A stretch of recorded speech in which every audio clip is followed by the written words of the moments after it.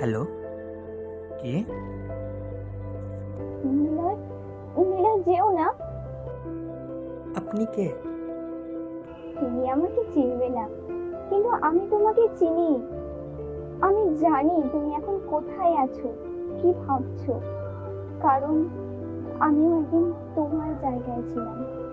কিন্তু আপনি আমাকে বাঁচানোর চেষ্টা করছেন কেন? কারণ মৃত্যুর যে জীবন কঠিন কিন্তু মূল্যবান। তুমি যদি একটু সময় নাও তবে হয়তো পথ পেয়ে যাবে। কিন্তু কিন্তু আমি তো পথ খুঁজেই পাইনি। একবার দেখা করবে আমার সাথে? যদি সত্যিই মনে করো তোমার কোনো পথ নেই, তবে আমিও আর তোমায় আটকাবো না। কোথায়? পার্কে। দুপুরে আসতে পারবে? ঠিক আছে।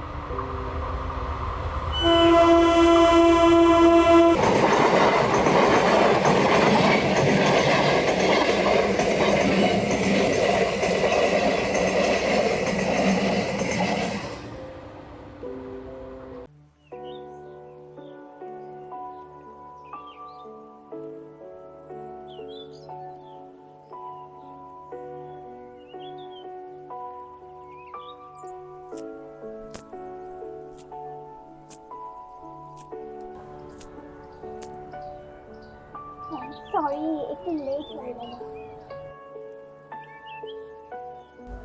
আপনার গলার স্বর এত চেনা লাগছে, কিন্তু মনে পড়ছে না। সবকিছু কি মনে থাকে? আপনি কে? সেটা পরে বলছি, আগে বলো কেন এত হতাশ?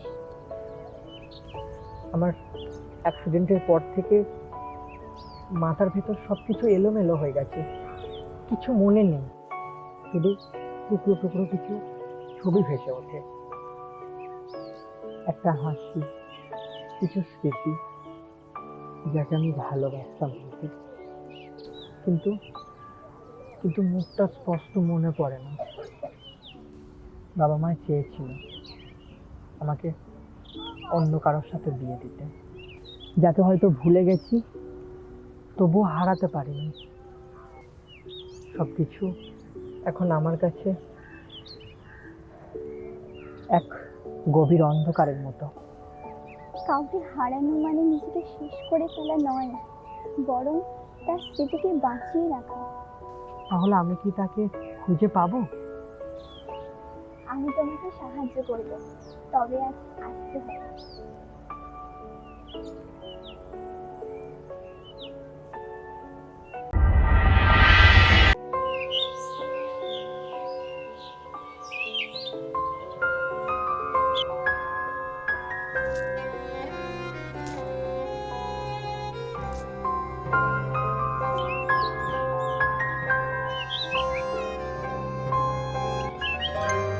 আপনার কথাগুলো না বড়ই অদ্ভুত।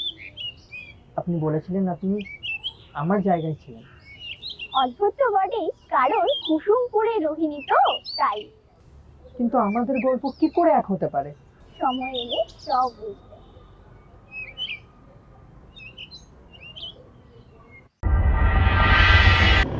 সে আমাকে বাঁচাতে চাইছে কেন?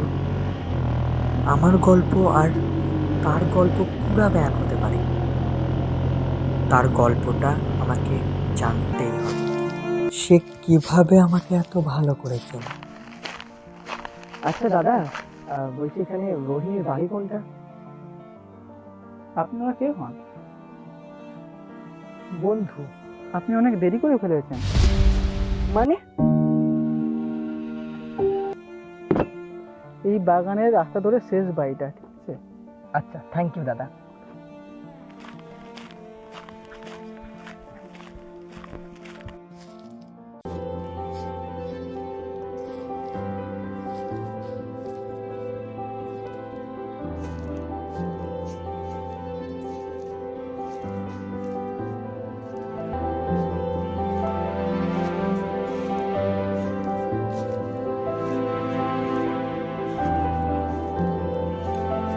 এটা কি সত্যি রোহিণীর বাড়ি?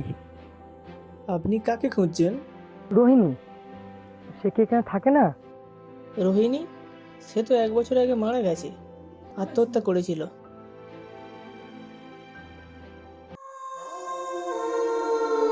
তাহলে পার্কে আমার সাথে যে মেয়ে ছিল সে কে?